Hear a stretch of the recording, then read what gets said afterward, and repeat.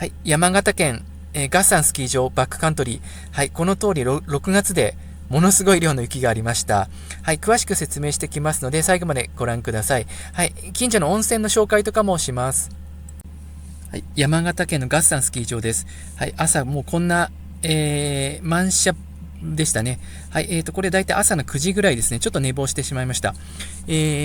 前の晩夜中に着いて車中泊したって感じになります。はい、雪結構ありましたね。はい、右のこの帰還コース、駐車場までの帰還コースも、滑れましたけど、最後の方ちょっと木を越えるのが大変で使わない方がいいかもしれないですね。はい、こんな感じで一応スキー場から全部駐車場まで滑ってこれるんですね。はい、午後はここの雪がちょっと切れちゃったんですけども、はい、すごいですよね。もう6月ですよね。6月でこの雪はすごいですね。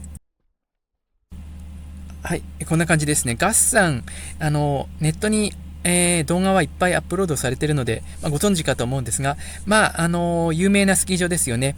神楽がクローズした後に奥只見とか、あとここですよね、奥只見合山、あと横手山もちょっとやってるんですかね。はい、そんな感じですよね。もう日本で一番遅くまでやってるスキー場。で、ここは、一応ペアリフトが1本あるんですね。ペアリフトとロープ塔があって、完全なバックカントリーではないんですけども、そのたった1本のリフトがあって、その後ろが大きなバックカントリーのフィールドになってるっていう意味で、ちょっと特殊ですかね。このスキー場の中のペアリフトだけで回してる人もすごいそれのが多いんですけども、はい、その後ろのバックカントリーに行った方が全然面白いですね。ちょっと特殊ですよね。奥只見なんかはもう逆にバックカントリーダメですよね。外出ちゃいけないって感じで。で、ペアリフトがいっぱいあって、あれは普通のスキー場ですよね。あと、横手山なんかも普通のスキー場ですよね。バックカントリーも外に出ちゃいけないっていうところで、このガッサンは、本当になんていうんですかね、スキー場とバックカントリーの中間みたいな感じですね。ちょっと特殊かもしれないです。はい、このスキー場の特徴としては、駐車場からスキー場までが遠いっていうところですね。はい、自分はシール、クライミングスキン持ってるので、それで歩行してるんですけども、それがない方、これはびっくりでしょうね。駐車場からこんな遠いスキー場があるのかって思うでしょうね。はい。で、これがリフト乗り場ですかね。はい、今日は、リフト混んでるみたいなので、全部ハイクアップでいきます。はい、リフト使わずに全部ハイクアップですね。はい、リフト、今の見た感じだと15分待ちとかそんな感じですよね。そんな待たないんですけど、15分待つんだったら歩いちゃおうって感じですね。はい、ほんとすごいですよね。6月でこの雪の量っていうのは。はい、ちなみに今日が、スキーの最終営業日、リフトの最終営業日ですね。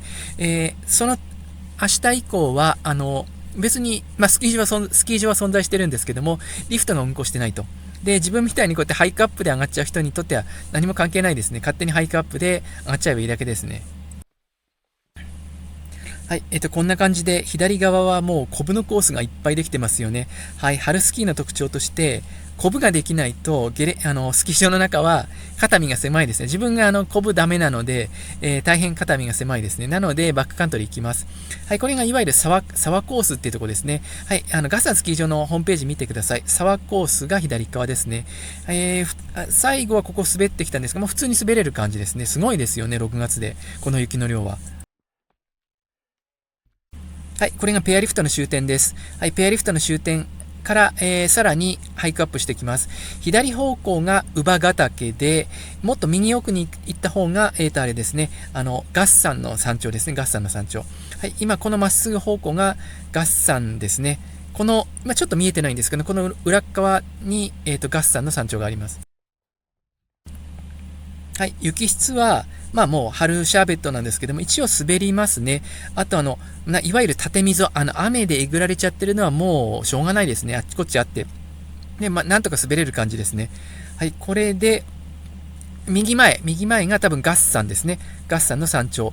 で、ここから行き方はトップシーズンっていうか、トップシーズンですかね。この山頂沿いに多分歩けるんですよね。なので、乳母ヶ岳の山頂からぐーっと行けるんですけど、もうそこは雪なくなっちゃってるんですよね。なので、この何ですかね、トラバース気味っていうか、このまっすぐの、この横斜面をずっとトラバースで、行く感じになりますね。で、ガッサンの山頂のところも雪ないので、歩かないといけないんですね。はい。で、スキーブーツで今回は、やっぱ歩けなくて途中撤退です。多分明日もう一回長靴持って、長靴をリュックサックに入れていく予定です。はい、こんな感じで、トラバースなんですよね。こう、斜め斜面をずーっと歩いていかなきゃいけないので、ちょっと足が疲れますね。ただ、ここ緩斜面なんで怖さは全くないですね。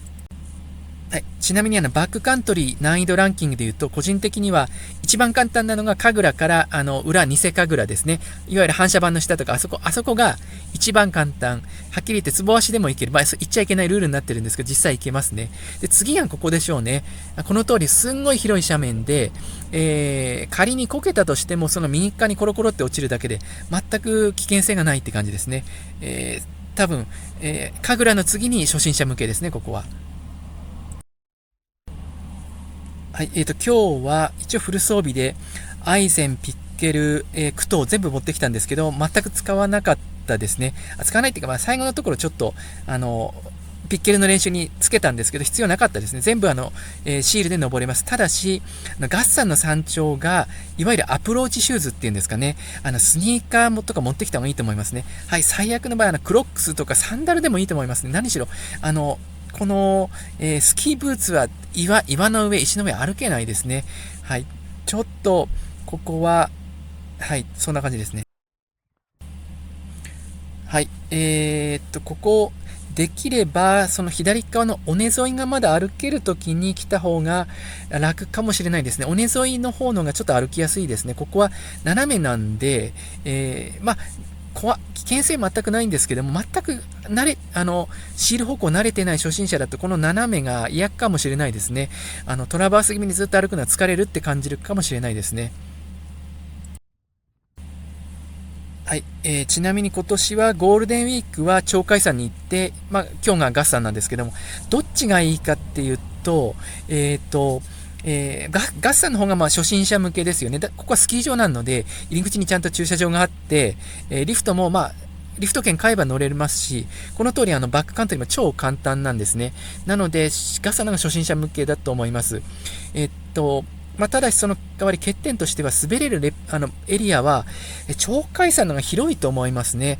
鳥海山のが巨大な山の全部滑れるんですけど、このガッサンは、ガッサンの山頂からずっと尾根沿いにずっと行く上級者向けのルートもあるみたいなのですよね。あとこのガッサンスキー場の左側、西側の方、湯殿山スキー場、っていうスキー場、そこは冬やってるスキー場ですね。このガッサンは春やってるスキー場で、そのクローズされた湯殿山スキー場っていう方向に滑っていく方法もあるみたいなんですけども、まあ、ちょっと上級者向けなので、比較的初心者向けのバックカントリーエリアっていうと、このガッサンスキー場のペアリフトから今、ちょうど自分が滑ってるところですね。このエリアになるんですね。ここだけは、すごい緩斜面で滑りやすい。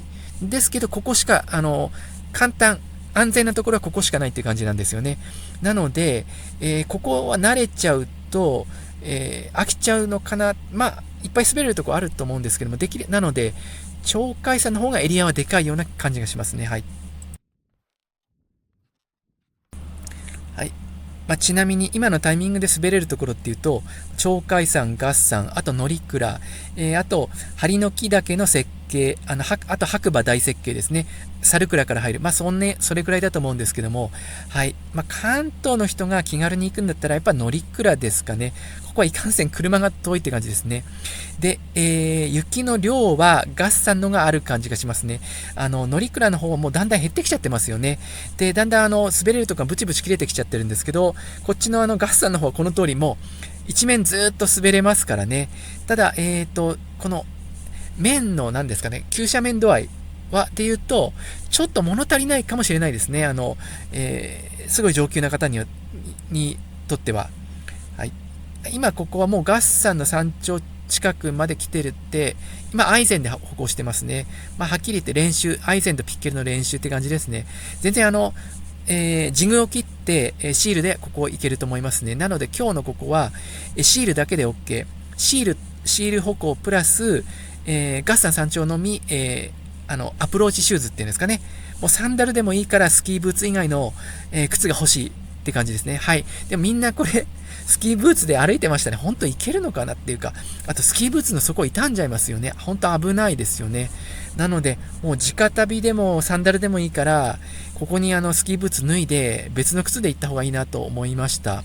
はい、明日はもう無理やり長靴を、リュックに詰めて登る予定です。あとご存知だと思うんですけども、このガッサンスキー場はすごい混んでる時だと第2駐車場がめっちゃ遠いんですね。そこの第2からガッサンスキー場まではシャトルバスがあるんですけど、めんどくさいですよね、シャトルバス。なので、ガッサンできれば深夜に到着して車入れちゃった方がいいですね。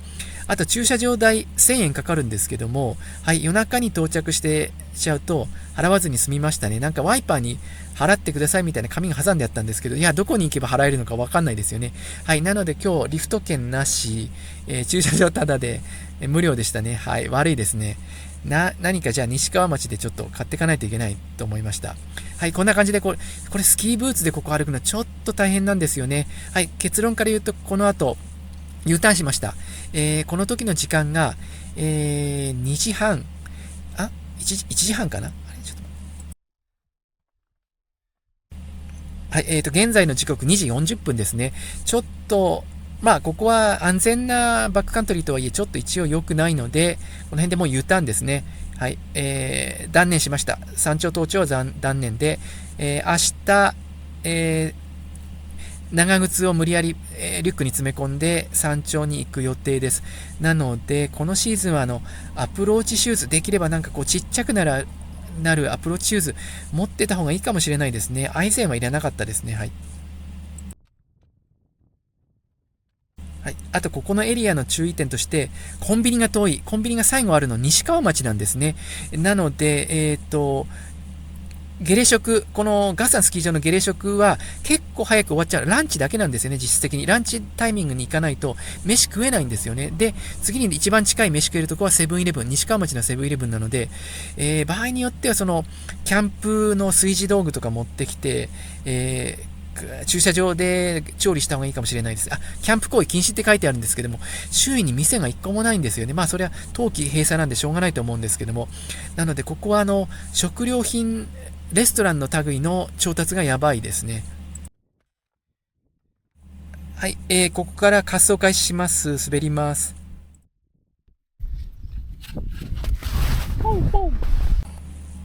はい、こんな感じで、ガッサン、一番山頂に近いポイントから滑ってきます。はい。普通に気持ちよく滑れますね。まあもうただ、いわゆる縦溝、雨の通り道みたいのはあって、まあボコボコしてますけども、普通に滑りますね。はい、気持ちいいですね。この6月って考えると、このスケールのスキーはすごいですよね。ありえないって感じですよね。はい。で、真正面に向かって滑っていくんですけども、注意ポイントとしては、ガッサンスキー場に帰るには結構右の方の高いところにトラバースして入っていかなきゃいけないんですね。なので自分は、これ滑り降りていって、一回シールをつけてハイクアップし直しました。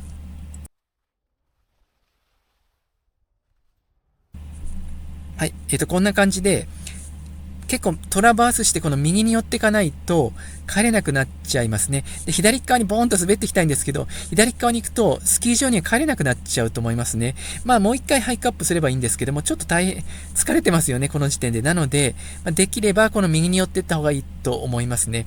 はい。あとここのマップは、大和スキールート212、概要欄にリンク貼っておきますので、それを見てください。それを見るのが一番ベストだと思いますね。はい。もうその通りに滑ってるので、はい、これで画面の左側のこの何ですか、低いところに行っちゃうと帰れないと思います。はい、こんな感じでガッサンはこんな感じで滑りやすいんですけども、なんかここのエリアを出ると難しくなる感じですね。なので、滑れるエリアがちょうどこの見えてるこの辺って感じなんですよね。ここがバックカントリーのメインで、すごい緩斜面で超滑りやすいって感じですね。でも逆に言うと、急斜面をバックカントリーでガンガン攻めていくような斜面は、あんまないような気がしますね。なので、それを求めるんだったら、鳥海山行った方がいいかもしれないですね。あとの、それでいうのは乗鞍のがあるかもしれないですね。乗鞍の剣ヶ峰の山頂とか、あの辺もすごいですよね。難しいですよね。なので、月山がすごいいいかっていうとどうなんでしょうね。何しろ雪がたくさんあるっていうのと、それでいって、ペアリフト、ちゃんと正式なスキー場になってるっていうところが、メリットなんですけども、目の超えた上級者のバックカントリースキーヤーからすると、どうなんですかね。トップシーズンでこの湯殿山スキー場の方とか行っちゃう方は、別格なのかもしれないんですけども、見ての通り、月山のバックカントリーのメインエリアって言ったら、ここなんですよね。はい。初心者連れてくるのには最高だと思いますね。はい。はい。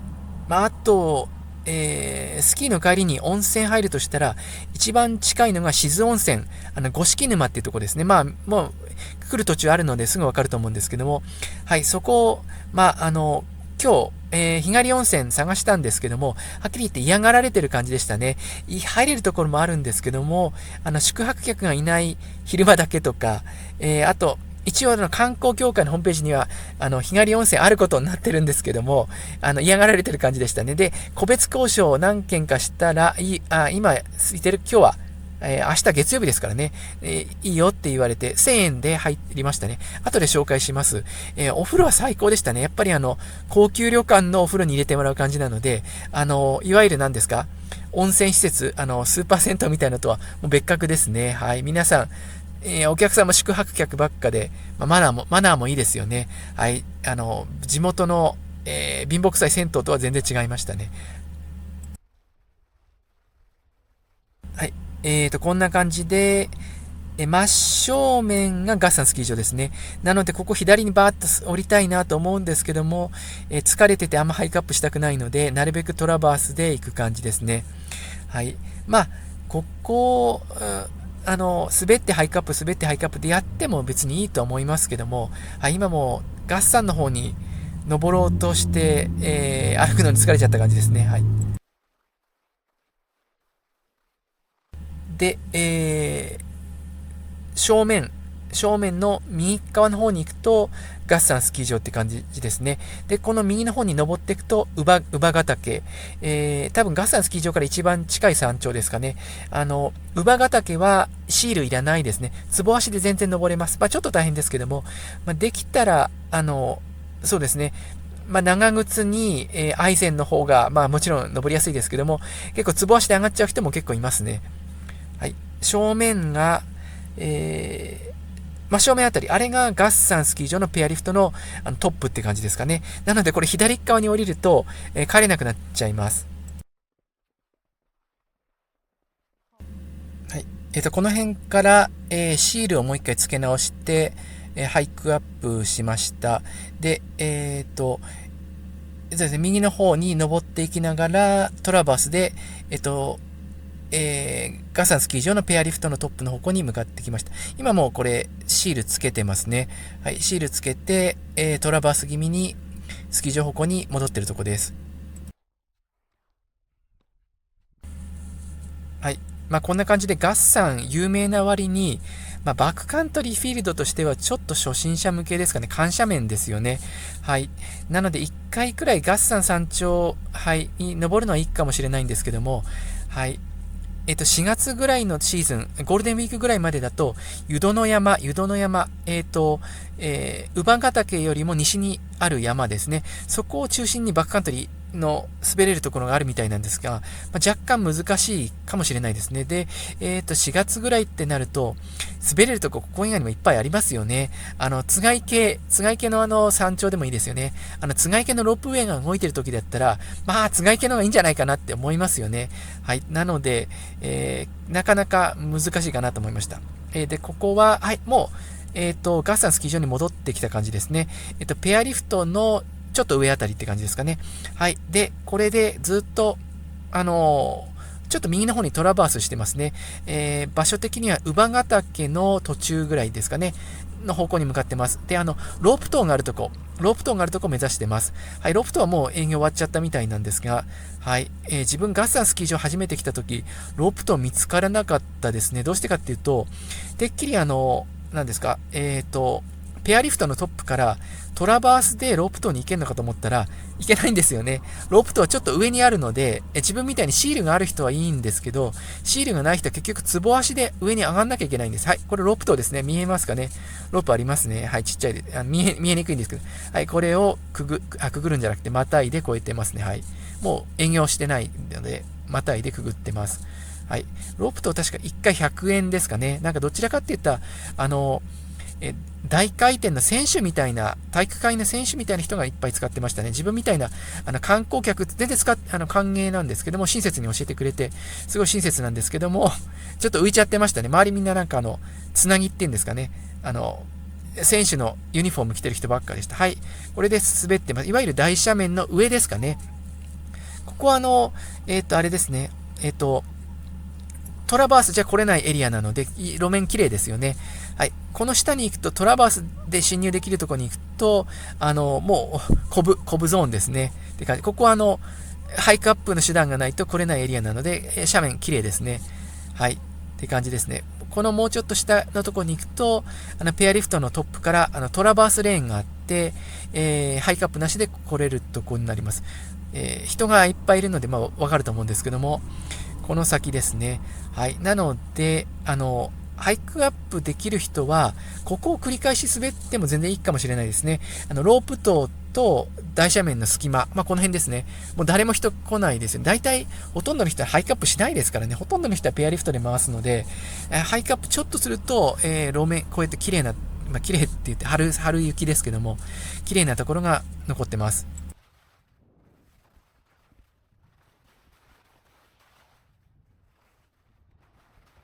はい、左側から来てる人がトラバースレーンっていうんですかね。ペアリフトのトップからトラバースで来た人。はい、ここからコブ地獄ですね。自分、コブ下手なので、ちょっとコブとコブの隙間で逃げてます。はい。重いリュックサック背負って、コブは無理ですね。膝がもう無理ですね。はい、逃げてます。これもうちょっと短くてフレキシブルな板で来たら、面白いですかね。そんな難しくないんですよね。春のコブっていうのは何ですかね。シャバ雪なので、練習には最高ですよね。はい。バックカントリー以外の時でちょっとやりたいって感じですね。はい。一切コブは滑らずに逃げてます。コブ多すぎて、ちょっと大変ですね。逃げるのが。で、ここが、左下の方がもう、ゲレンデの下ですね。ここはなんてね、大斜面ですかね。大斜面の一番右側に来てます。はい。ここの右側に来れば来るほど人は少ないので、トップシーズンも滑りやすい感じですかね。はい、もうどこも全部コブばっかですね。はい、明日からどうなるんですかね。もうリフトないですよね。そうなると、ハイクアップで来るんですかね。今日混んでたのは、最後ってことなんですかね。最後でみんな、名残惜しくて来てるんですかね。でもこの通り雪はたくさんあるので、まだ全然来れますよね。ハイクアップできる人だったら全然、滑れますね。コブの人はハイクアップしないんですかね。ツアービンディングじゃないですよね、コブの板っていうのは。はい、こんな感じで。雪は汚くなってるけど、驚きの雪の量ですよね。はい。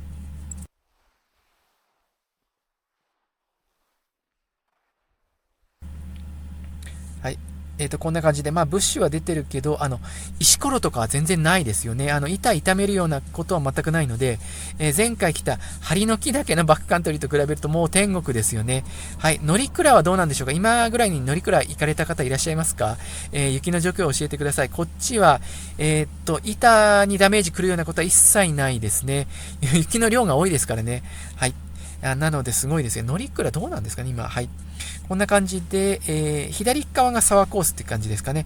これちょっと高いとこ滑ってます。はい。この先降りるのはトップシーズンだと結構がっちり凍っちゃって怖い時もあるんですけども、はい。今はもうシャバ雪で安全ですね。ただ、土が出ちゃってるので、ここはちょっと汚いかもしれないですね。はい。こんな感じですね。左が沢コースですね。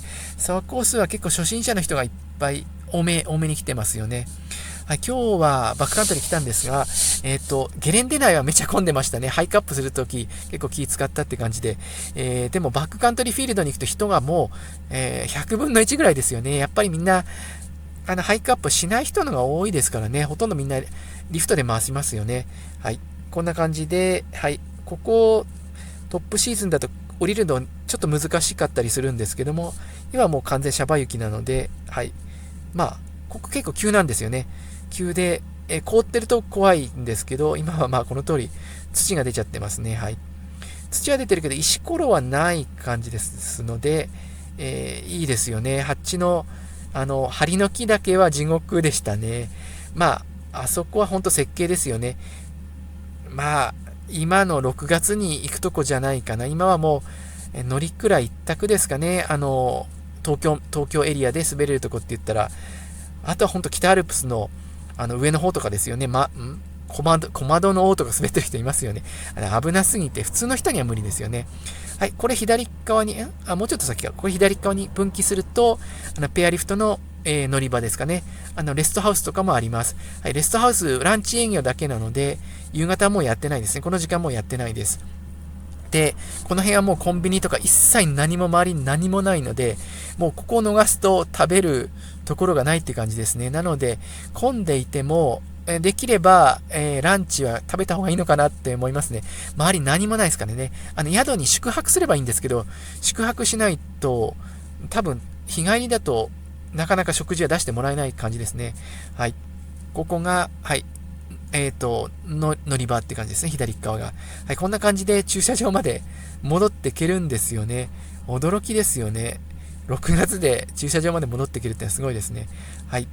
で、今日はなんか、救急車がいっぱい来てましたね。あとヘリコプターも来てましたよね。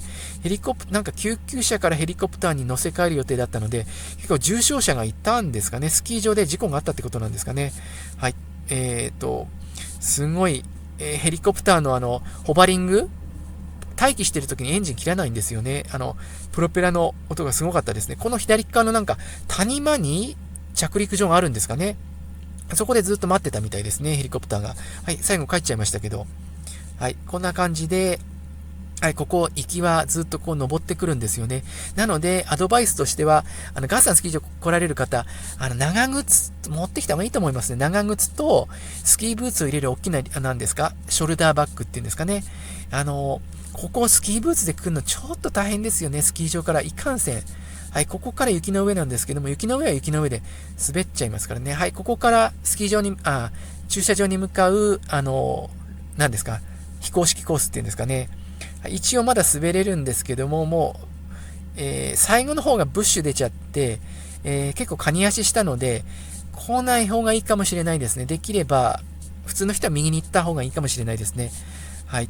スキーブーツのソールの摩耗が気になる方は、ソールプロテクターってありますよね。あれつけて、コンクリートの上歩いた方がいいですね。ここはいいんですけど、この先が木が出ちゃってて、結構左側に降りなきゃいけないんですね。で、左側に降りると、登ってくるのが超大変でした。カニ足で、超急斜面で大変でしたね。はい。普段はここからまっすぐ行けるんですから、はい、ここから、倒木っていうか、ブッシュが出ちゃっていけないので、ここから左に降りなきゃいけないんですね。で、降りちゃうと、登り返すのが地獄のように大変って感じですね。はい、ここまっすぐ行けないんですね。なので、ここでブーツ脱いで、ここ正面歩いてもいいかもしれないですね。はい、こうやって行くんですけど、これ画面じゃわからないかもしれないですが、これ右に上がるの超大変なんですね。結構急なんですよね。で、シャバ雪で滑っちゃって大変でしたね。はい。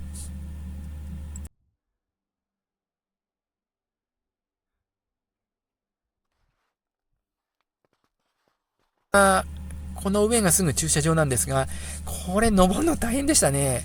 あの、結構急なんですよね。急で滑っちゃって怖かったですね。今日のバックカントリーの最大の難所はここだったかもしれないですね。はい。なので、さっきの終点でブーツ板脱いですよ。スキー担いだ方がいいかもしれないですね。はい。途中省略で、駐車場に戻ってきました。はい。皆さん苦労してますね。はい。で、この後、温泉行きました。はい、これ、静温泉なんですが、数件入ったんですけど、なかなか日帰り温泉難しいですね。嫌がられてる感じがしました。で、一軒最後見つけたのが、ここですね。鶴屋ツタヤですね。ここはすごい豪華な旅館でした。で、温泉最高だったんですね。で、1000円で入れてもらいました。で、普段は受け付けてないって言ってましたね。特別入れてくれたって感じですね。はい。で、温泉どこで入ればいいかっていうと、はい、赤で×をつけた西川町の道の駅で入る方法もあります。ただ、ここは混んでるんですよね、温泉が。はい。で、まあ、ここまで来ちゃったんだったら、便利なのは、佐賀江のサービスエリア、スマートインターチェンジのある佐賀江のサービスエリア、この地図で緑の丸をつけたところですね。そこにユーチェリー、佐賀江ユーチェリーっていうのがあって、そこがでっかいですよね。まあ、健康ランドみたいな大きな温泉施設ですね。ホテルもあったかと思います。そこはやっぱ予約取りやすいですよね。ガッサンの近くが観光地なので、なかなか一人だと泊まりにくい感じですね。はい。で、佐賀江のサービスエリアの上のあたり、青で丸つけたエリアが、スーパーマーケットとか、セルフのガソリンスタンド、夜中の2時までやってるガソリンスタンドがあります。はい、ここが一番近い、あれですよね。夜中もやってるガソリンスタンドとしてここが一番近い感じですね。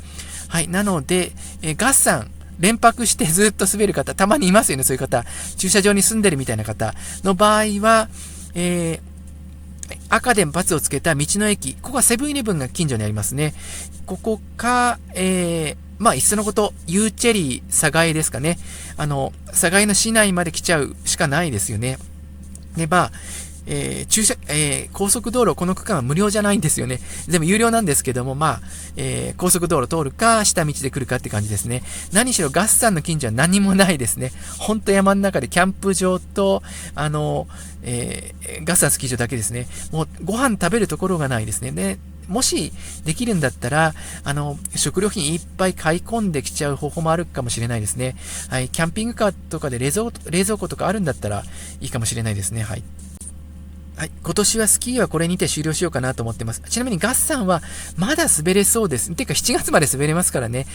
単に、上の方しか滑れなくなるだけですね。ペアリフト往復で乗って、ペアリフトの終点からまあちょっと歩いて、上の方の設計みたいなところ滑れるので、まあ、ガッサンずっと滑れますよね。この後も、はい、って感じですね。はい。でも自分はもう疲れたからもういいかなって感じですね。はい。また来年の冬って感じですかね。はい。夏は登山の動画とかアップロードしようかなと思ってます。はい。よろしくお願いします。はい。こんな感じでバックカントリーの動画出してますので、チャンネル登録とグッドお願いします。